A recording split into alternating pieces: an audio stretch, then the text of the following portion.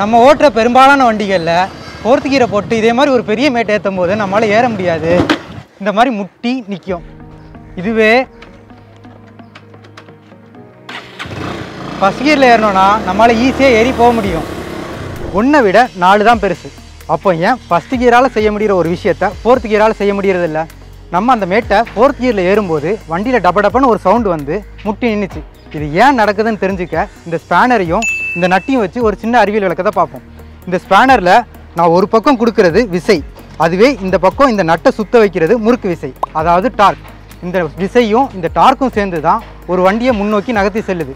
இது எப்படி நடக்குதுன்னு தெரிஞ்சுக்க ஒரு சின்ன செயலை செஞ்சு பார்ப்போம். ஒரு கதவு செவுத்தோட லாக் ஆகிருக்கிற தூரத்துலேருந்து நம்ம கையை அதிகமாக தள்ளி வச்சு தள்ளும் போது அந்த கதவு ஈஸியாக திறக்க முடியும். அதுவே நடுப்பக்கத்தில் வச்சு தள்ளிங்கன்னா கொஞ்சம் கஷ்டமாக இருக்கும்.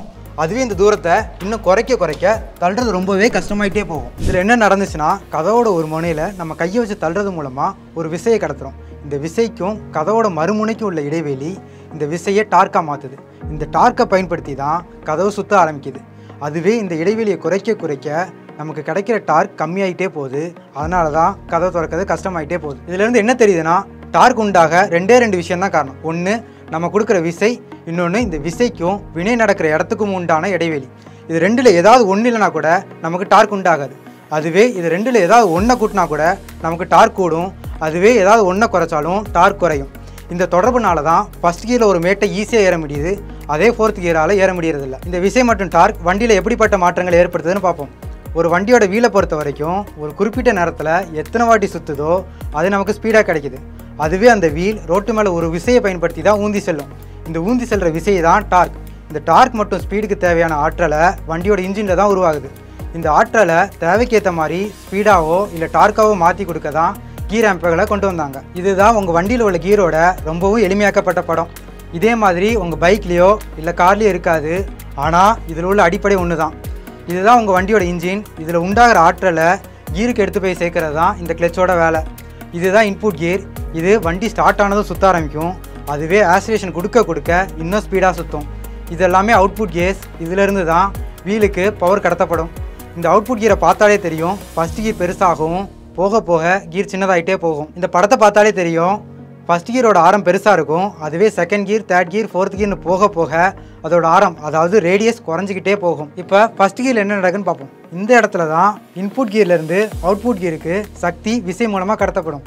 இப்படி ஃபஸ்ட் கியரில் ஆரம் ரொம்பவும் அதிகமாக இருக்கிறனால ஃபஸ்ட் கியரில் நமக்கு 2 விஷயம் கிடைக்கும். என்னென்னா, இன்புட் கியர் பல வாட்டி சுற்றினா தான் அவுட்புட் கியர் ஒரு வாட்டி சுற்றும். இந்த சுழற்சி அப்படியே வீல் கடத்தப்படுறதுனால என்ன தான் ஆக்சிலரேட்டர் கொடுத்தாலும் வீல் கம்மியான வாட்டி தான் சுற்றும். அதனால் ஃபஸ்ட் கியரில் ரொம்ப ஸ்பீடாக நம்மளால் போக முடியாது. ரெண்டாவது என்னென்னா, இந்த கீரோட மையத்துக்கும் விசை கடத்தப்பட்ட இடத்துக்கும் உள்ள தூரம் ஃபஸ்ட் கியரில் தான் ரொம்ப அதிகமாக இருக்கும். இதனால் நம்ம முன்னாடியே சொன்ன மாதிரி ஃபஸ்ட் கியரில் அதிகப்படியான டார்க் கிடைக்கும். இந்த டார்க்கும் வீலுக்கு கடத்தப்படும். இப்படி ஃபஸ்ட் கியரில் அதிகமான டார்க்கும் கம்மியான ஸ்பீடும் கிடைக்கிறதுனால ஒரு மேட்டை ஈஸியாக ஏற முடியுது. இது எப்படின்னு பார்ப்போம். ஒரு மேடு ஏறும் போது ஒரு மேட்டில் உள்ள சரிவு இந்த வீலை முன்னோக்கி சுத்த விடாமல் தடுக்கும். இதை தாண்டி செல்றதுக்கு வீலுக்கு அதிகப்படியான டார்க் தேவை. அது ஃபஸ்ட் கியரில் அதிகமாக கிடைக்கிறதுனால ஃபஸ்ட் கியரால் ஈஸியாக அந்த மேட்டை ஏறி செல்ல முடியுது. மற்ற கியர்களால் கொஞ்சம் கஷ்டப்படுது. அடுத்து நம்ம ஆரம்பத்தில் ஃபோர்த் கியரில் ஒரு மேடு ஏறும்போது வண்டியில் டபடபன்னு ஒரு சவுண்டு வந்து முட்டி நின்றுச்சுல, இது ஏன் நடந்துச்சுன்னு பார்ப்போம். நம்ம முன்னாடியே பார்த்த மாதிரி ஃபஸ்ட் கியர்லேருந்து second gear, third gear, fourth கியர்னு போக அதோட ரேடியஸ் குறைஞ்சிக்கிட்டே போகும். இதனால் வண்டியில் 2 விதமான மாற்றம் ஏற்படும். ஒன்று என்னென்னா, இன்புட் கியர் கொஞ்சம் கம்மியான வாட்டி சுற்றினாலே அவுட்புட் கியர் ஒரு வாட்டி சுற்றிடும்.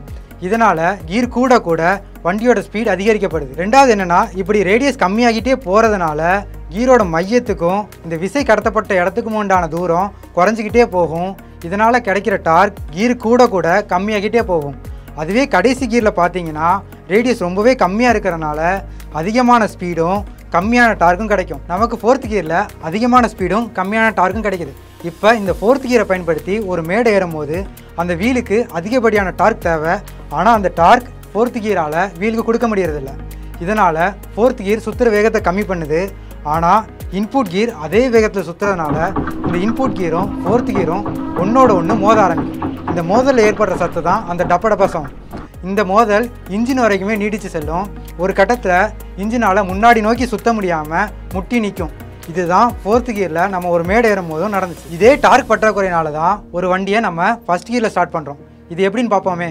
ஒரு நின்றுட்டு இருக்கிற வண்டியை நகட்டுறதுக்கு வீலுக்கு அதிகப்படியான டார்க் தேவை. அது ஃபஸ்ட்டு கியரில் ஈஸியாக கிடைக்கிது. அதனால தான் ஒரு வண்டியை ஸ்டார்ட் பண்ணும்போது ஃபஸ்ட்டு கியரில் ஈஸியாக பிக்கப் ஆகுது. அதே வண்டியை நம்ம 4th கியரில் ஸ்டார்ட் பண்ணோன்னா அந்த டார்க் கிடைக்க கொஞ்சம் லேட் ஆகுது.